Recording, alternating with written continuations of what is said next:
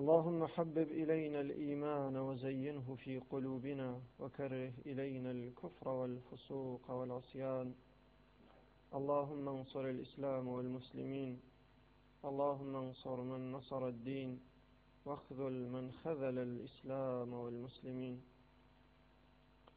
اللهم انصر عبادك المهاجرين.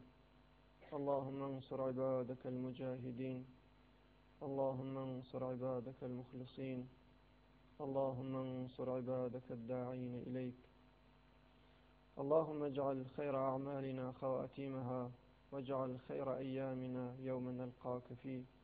اللهم اصرف عنا مقتك وغضبك برحمتك يا أرحم الراحمين. السلام عليكم ورحمة الله وبركاته. لا دائما مطالبك وأخوة رب العالمين توفيقاتي نسيب كرت لموردي صفات منافقين ومطالبك منود سورة القرآن هر كاميان بتناسب مخصوصا سورة مكي بحث صفات منافقين فساوي كرقو أخوة رب العالمين حالي ماني كرقو كوانا واقرك أنا مؤمن بن أشياء چه صفات دوری بگرن با نزدیک نونو به منافقین، چون وقتاره کسی که جه مؤمنم اتر باید صفاتی کافرین، صفاتی مشرکین و صفاتی منافقین که گشتی انا کافرین جمعونو التیانا نوید و ایمیش ام دانشتن قلمانه بوسه بیجن راسیه و چمان لی قومیاگا که گوایا دیندارین گوایا مؤمنین بلام او رحمت و برکت و اخوة رب العالمین لقرآن وعده داگا بمؤمنین بوشه پیمانو دیارنیه أو رحمة وبركة وأخوة رب العالمين قولي داقة بيرجينة تسر فردي مؤمنة بيرجينة تسر خانوادي مؤمنة بيرجينة تسر جامعي مؤمنة أو أمنية أو الرفاهة أو آسايشة أو بوشلنا أو إيمانية بيشك معاذ الله أخوة قولك الدروناك أخوة خلاف وعدناك أو قولي داقة بيرجينة بسر مؤمنين يرجينيت لبركاتي خوي لسر زندگي فرديان لبركاتي خوي لسر زندگي اجتماعيا ولبركاتي خوي لسر زندگي خانوادگيا. پس ديار خوي رب العالمين لم جهته اتمنان ما نسك خوي رب العالمين خلاف وعدناك. پس بينا املاك يو كلوات شيء اما مشكل من بيت وبيشكي شيء اما مشكل من هاتيا وإلا خوي رب العالمين حتما رحمتي خوي لمن درغناك. پس ديار اما ايمان دارين اهل ايمان خوش ما انت عبدي خوي رب العالمين بين بخاطر وسوا فرم وقتين بومزكتكانيش من نجر خانين بلام شاهد خمانيش نزانين فريق للصفات غير مؤمنايتي حال وجود مانا فريق للصفات كوال لايقي مؤمنك نيكبيويتي اما هسمان بيتر بتناسبي وبا خمانيش بزانين يا خمانيش نزانين خواه رب العالمين لطف ورحمتي لمن دريغكا فقد نهايتي وسا اگر نمان زاني خواه قورا محاكمة من ناكا بەڵام نەئەمێ کە ئەسەراتەکەی پێمان ناگەی کەسێوا سۆحا ئەمتحانێکی ڕیاضی هەز ئەمتحانێکی فیزیکی هەز هەر ئەمتحانێکی هەز نازانێ اشتباهەن دەرسێکی تر ئەخوێنێت وەکە زانێ ئەو دەرسیە هەز سۆحا نەهایەتی ئەوەسە فرە لوتفی لە دەرهەقا بکەن بێژن چون عەمدەن نەبووگە ئێمە مواخزەیەکی واد لێ ناکەین یا فرسەتت پێیان جارێکی تر ئێگرینەوە وەلێ بەمانای ئەمە نییە هەرەمە فەرامۆشی کرد ئیتر خوای گەورە دەرسێکی شیمی خوێنگە سۆحا فیزیکیەز ئەم شیمیەکە تەبدیل کاتە فیزیک بۆی نەوەڵا خوای گەورە سنەتی خۆی تەغییر نا هیچێکی پێ ناکا بەس قەرار نییە من صفاتێکی منافقینم هاتیا خوای رب العالمین سنەتی خۆی کە قەرارە بگەیتە صفاتی بگەیتە سەر منافقین نەگەیە بە من بەڵام نەهایەتی ئەوەسە خوای گەورە من مواخزە ناکا چون عەمدەن نەمکردگە وإلا ئەسەرەکەی هەر ئەگەیتە پێم و ئەسەرەکەی هەر شامڵی حاڵمانەوێت لە سوورەی اما قاعدة بعد لسورة بقرة وبهاتاين كخوي رب العالمين لسورة بقرة لتشندين شو ناس صفات منافقين الرزداقة ولدواي سورة بقرة سورة آل عمران بعض الصفات هاتها وبترتيب بلا ما قرق ما نتبقي السبب نزول بشينا برو سورة عنكبوت أولين السورة كشون لما كيشا ظاهر النازل بوغا ولولا لفظ منافقي شيهاتها إما بعد تبقي الروالي نزول القرآن بعد للسورة عنكبوت وشروع من كذا چونك السورة عنكبوت 85 سورة كوا نازل بوغا تبقي ترتيب نزول والسورة آل عمران تبعة دواي أو سورەی بەقەرە دوای ئەو و ئالە عمران هەروە بەڵام ئێمە سعیەکەین ئەوەی وا ئیسە دەردی کاری خۆمانە ئەوە هەڵبژێرین ئەوەی وا دەردی کاری خۆمانە و موسیبەتی عومدەی جامعەکە خۆمانە ئەوە هەڵبژێرین کە بەشک و ئارام ئارام ئەو دەردگەرەوە کاریترە خوای رب العالمین کمەکمان کە مداوا بێت جارێ لە سورەی ئالە عمرانە لە ئایەی کە 80مین سورەس لە تەرتیبی نزوڵە نازڵ بووگە ئایەی 69 تا 74 بەحسی صفاتێک لە منافقین ئەکات بعضە لە صفاتیان ئایەی 118 تا 120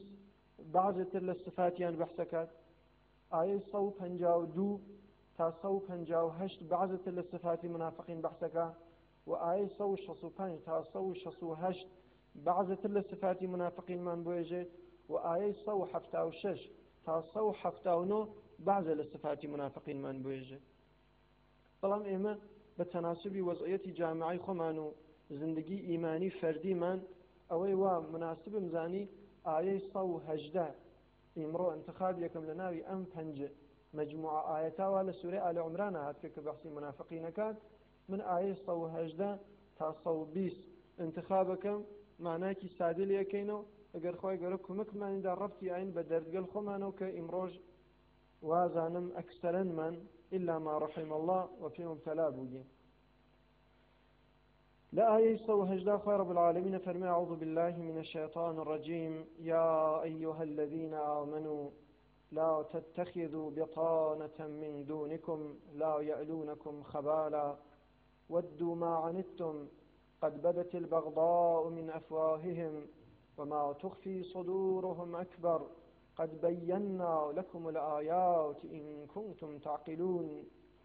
ها أنتم أولئك تحبونهم ولا يحبونكم وتؤمنون بالكتاب كله وإذا لقوكم قالوا آمنا وإذا خلوا عضوا عليكم الأنامل من الغيظ قل موتوا بغيظكم إن الله عليم بذات الصدور إن تمسسكم حسنة تسؤهم وإن تصبكم سيئة يفرحوا بها وإن تصبروا وتتقوا لا يضركم كيدهم شيئا إن الله بما يعملون محيط أي أنا وإجن إيمان دارين تابوتان بيجم كإيمان دار أشاء محرمي أسرارك بو أمور دينداري لنا وأمتنا لنا وجامعي إسلامي خويا محرمي كي أسرار بجغ مؤمنيني آقاه حالي نقري جا دوباره تذكرك عامو تخوات عشاب كلمة واختار يجي المؤمنين خمانا كفي دبيرمان بمهم كآشفتقية واخوتانا زانن بلام أم سورة آل عمرانة لمدينة نازل بوغا وأم صفاتك لموردي منافقين وإيجي ويا أيها الذين آمنوا وإيجي بشك أم ندابو إيمان دارقل كسانك واسيان زه صال تربيتي خدمتي رسول عليه الصلاة والسلام يعني گزاران بگا و سال 2 ساڵیشیان لێ گوزەریاگە و 3 ساڵیشیان لێ گوزەریاگە چون بعضی لە جریانەی لە کلێرە بەحثیەکان مۆرود بە جەنگی ئوحودە پس ئەوینی نزیکەی 15 ساڵ 16 ساڵ لە تربیەتی ئیمانی گوزەریاگە وەختی خوای گەورە فەرمی یا ئەیها الذین آمنوا ئەو پەروەردە کریاگەلە بێتە بەرچاوتان و خۆمان مقایسەکەین لە تەک ئەو پەروەردە بوونگەلا بزانیم چەندێک ئایەگەلی مەکی کە لە مۆردی عەقیدە و ئیمانە لە قەلبمانە داچەقیگە کە ئێنەیژ لایقی یا ئەیها الذین آمنوا بین بۆ وەسە خوای نەکەردە نێژین خوایە ئەو ئێژی یا ئەیها الذین آمنوا فەز منم وەلێ بۆچە ئەو ڕەحمەتە شامڵی من ناکەی ئێمە گەرەکمانە ئیسلامێکی تەشریفاتی و ئیمانێکی ئرسی وا لە دایک و باوکمان پێمان بە ئرس گەیگە ئەوە لابین فڕێبین تەبدیلیکەین بە ئیمانێکی ئاگاهانە ئەمجا لە ڕووی ئاگاهیە و نوێژ بخوێنین نەچون باوکم خوێندگیە نەچون جامعەکەم ئەی خوێنێ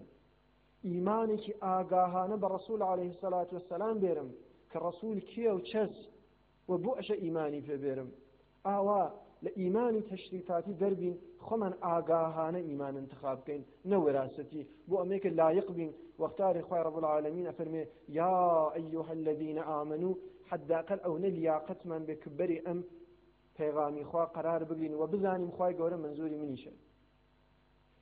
خۆ بەفەرمێ ئەی ئەوانە وایژن ئیماندارین خۆشتان بێت هاوبەتنێک هاوڕازێک کە چت لە مۆردی ئومەتی ئیسلامیە و لە مۆردی خدمەتکردن بە ئیمانی بەندگانی خواوە لە مۆردی دووری لە زەرەرگەلێ وا ئەگەی بە مؤمنین ئەسراری جامعەی ئیسلامی لە لای غەیری خۆتان مێژن مەی درێکێنن هەر قسەیەک لە دەمتان دەرنێ کە دوشمنانتان هەن لە کەمینە عدەیەکیش تێن خۆیان بە ئیماندار ئەزانن لە تەک ئێوە دانیشن ئێوەیش ڕعایەت ناکەن هەرچی لە دەمتان بێ ئێژنی ئەو مقەبەڵا دروستەکەن کە مەگەر خوا ڕەحمکە وەئیلا من خۆم ئەمانەجی وەکێ لەمانە لا يألونكم خبالا آخر غيري خوتان كمؤمنين بوچكت كمترين كوتاهي ناكن خرجات تواوي تلاشيان أكن بو أمريكا بچاري فساد تامكن إيماني شخصيتان إيماني خانوادگيتان وإيماني جمعيتان توشي فساد كن إيمانكتان بگنن مليكا لا يألونكم خبالا ودوا ما عنتم أصلا رنجو مينتو أوفو إيشو آخ كيشان دني إيوه أوان خوش حالكا كنيني إيوه أوان عذابه عزتي إيوه بو أوان عذابه سربرزي إيوه بو أوان عذابه إيشي إيوه جاني إيوه خوش حالي ونشاتي أوانا دي آمان صدامان نك أسرار بدريكينن نا ألفاظ بيجن أو كينة توزقلوا كينان هالا دلا نسبت بإيوه بخاطري قسقلي إيوه خوش حال بن و ئێوە سەبەبی گەیاندنی بەڵا و مصیبەت و مەینەت بن بۆ براگەلی ئیمانی و خۆشگەلی ئیمانیتان کە بعدەن تەوزیح یاینەوە قەد بەدەت البەغضاء من ئەفواههم چەنێ خۆیان دۆسی ئێوازانن چەنێ خۆیان مەحرەمی ئەسراری ئێوازانن چەندێک خۆیان ئەسراری خۆیان ئەشارنەوە بۆ ئەمێکن نەزانن کە ئەوانە دوشمنی ئێوەن بەڵام ئەگەر ڕەزڵانەی دقت بکەن ئەو نەکینەی ئێوە ها لە دڵیانە قد بدت البغضاء من أفواههم كيني شديد أول دلي أو أوانا كحزك نيش بيشارنو لجار جار لدنيان درك فيه أزانن شني كيني أوال دليانا أزانن شني بو خين ستانا قرن أزانن شني بو پست كردن وزلل كردني أوا قرن وما تخفي صدورهم أكبر تازا أميك والا دنيان درك لأملا أولا ولا موردي كيني أوا ئەوەی وا لە دڵیانە ئێشارنەوە و نایخەنە دەرەوە مەگەر لە لای دۆستگەلی خۆیانە فرە گەورەتر لەوە قد بينا لكم الآيات دوای نێژن خۆیە تۆ دەلیلی ڕۆشنت نەهەنار تۆ ئاياتت نەهەنار تۆ شتێکت بە ئێمە نیشان نەدا کە جڵەوگیری بکەین لە نفوزی دوشمنانی دینت و دوشمنانی بەندگانی ئیماندارت قد بينا ئێمە خاص ڕۆشنمان کرد بەیەنە بابي تفعيل بو مبالغة بيان آياتي شحر شتێکەوە کاملا ڕۆشن بێتر پەردەی نەچێ خۆی گەورە من بەم ئایا ئیتر هیچ بەهانێکە بۆتان نێش تووشی بەڵابن بە خاتری حرمەت ڕعایەت نەکردنی یەکترین بە خۆتان مەربوتە ئیتر إن كنتم تعقلون راسكا عقلتان هسو شعورتانت كسي حرف بس إتر أعوتم بيتان ها أنتم أولئك تحبونهم إيوه أولن يقلبتان باكا ئەو نەخۆشتان تێ لە محەبەت و یەک پارچگی ئومەت ئەو نەپێتان خۆشە تەواوی بەندگانی خواگشتی یەک ڕەنگ بن بان و خوار نەمێنێ ئێوە ئەوانتان خۆش گەرەک چون حەزەکەن خزمەت بە بەندگانی خوا بکەن حەزەکەن بەندگانی خواگشتی لە سەعادەتا بێ بەڵام وەلا یحبونەکم ئەوانی یەک دەڕە خۆشیان نایلێ پس بزانن خۆشگەرەک بوونتان بۆ کێ خەرجەکەن بزانن محەبەتتان بۆ کێ خەرجەکەن وتؤمنون بالكتاب كله بالتواوي پیغمبران بأوي هرچی ها لقرآن وبالتواوي كتوغلي آسماني بهيج فرمانك إخواني مگر إيمان تانز درون تان كاملا تسليم به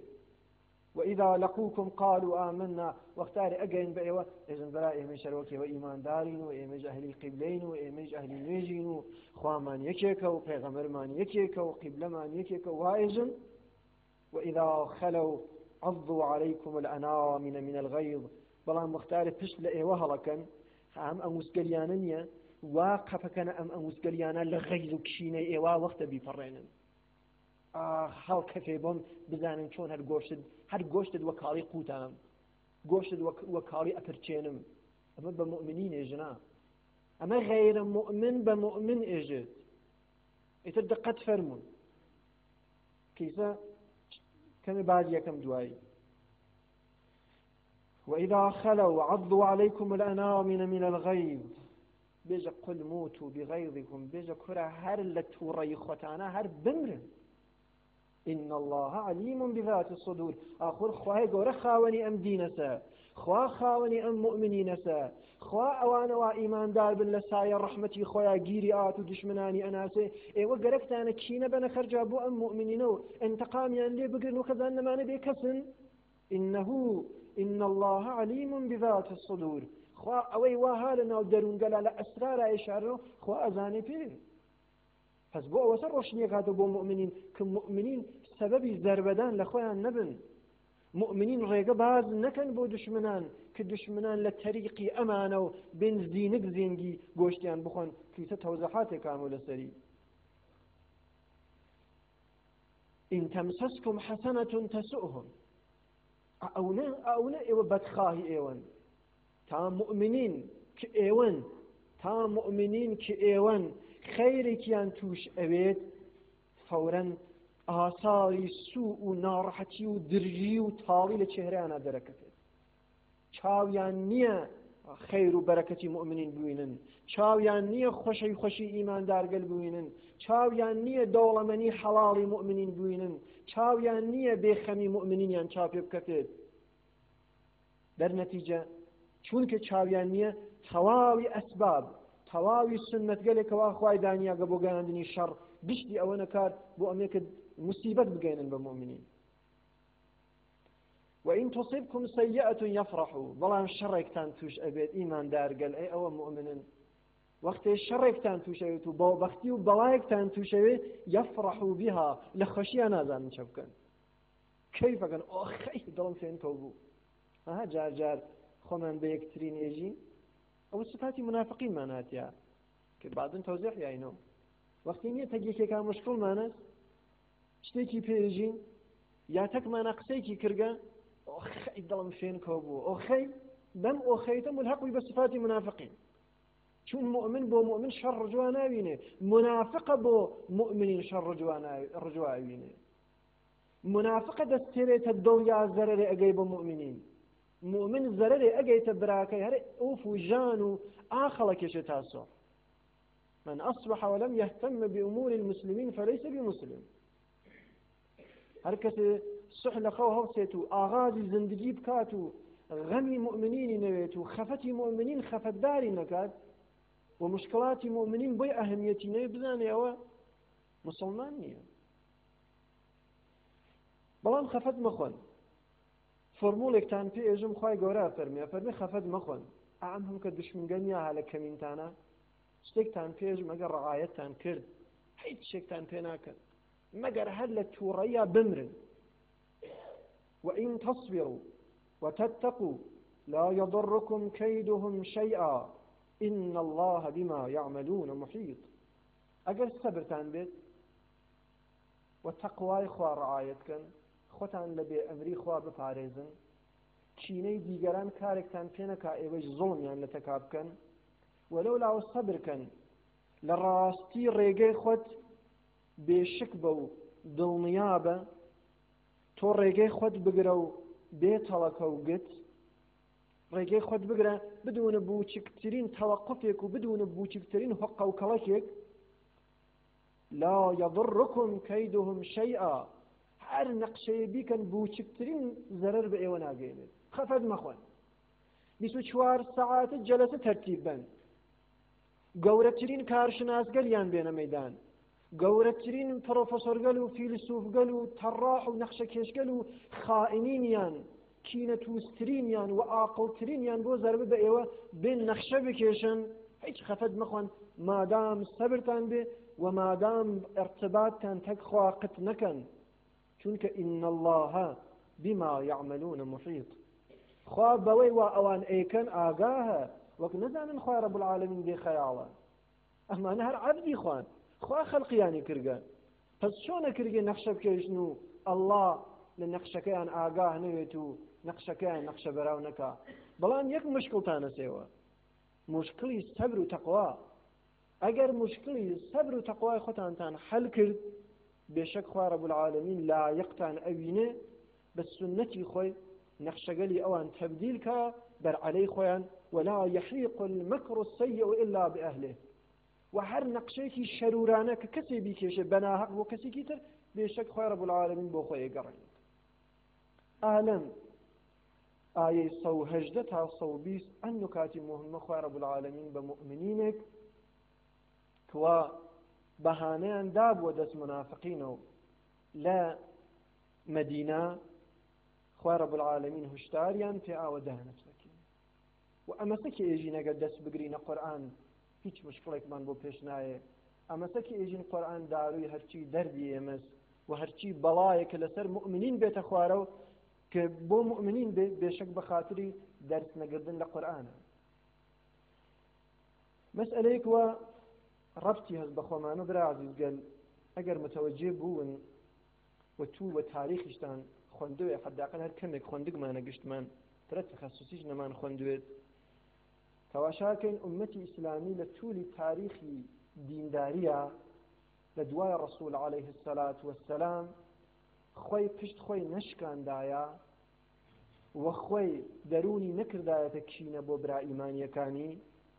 والرقاي باز نكر دايا بكنترول نكردي زواني بو نفوزي قل بشك أمتي إسلامي موزعي نو تازه خوي رب العالمين بخاطر امك خوي قولي داقا قرآن كي بپارزي ئەم دینە ماگەسە و وەیلا ئەگەر دین بەبع بە کوتفرەی مسلمانان وایە نامە تەواشاها لە بیرتان هەر جەنگی ئەوەڵ مسلمانان چ وەزعەکیان پێیا کرد جەریانی حەزەتی عومەر کردەوە زەحمان داگە حەزەتی عوسمان حەزەتی عەلیها لە بیرتان جەنگی جەمەڵها لە بیرتان ئەها چۆن عەلەنەن لە ڕووی حەزەت عوسمانە ئەوێسان ئەها ئەم لە ڕووبڕووی حەزەت عوسمانە